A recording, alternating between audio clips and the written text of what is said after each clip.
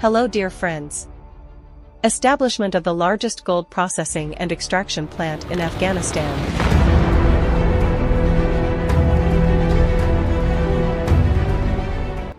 Gold extraction and processing in Afghanistan, especially at the beginning of 2026, has become one of the strategic pillars of the country's economy.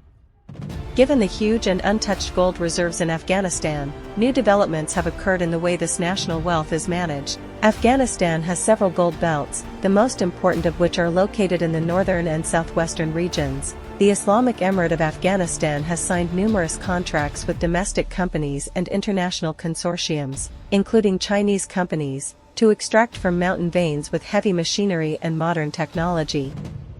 The biggest development in 2025 and 2026 has been the effort to localize gold processing, establishment of refineries. Previously, raw gold was smuggled illegally and unprocessed to neighboring countries. Now, several small and medium-sized gold refining plants have been established in Kabul and Herat, which are capable of separating impurities and refining gold to 24 karat. After refining, the gold is cast into standard ingots with domestic brands. This measure is being taken to create a foreign exchange reserve and support the national currency, Afghanistan, under the supervision of the central bank. Despite the progress, the industry still faces major challenges: electricity shortage. Industrial gold processing requires sustainable electricity, which is not yet available in many mining areas.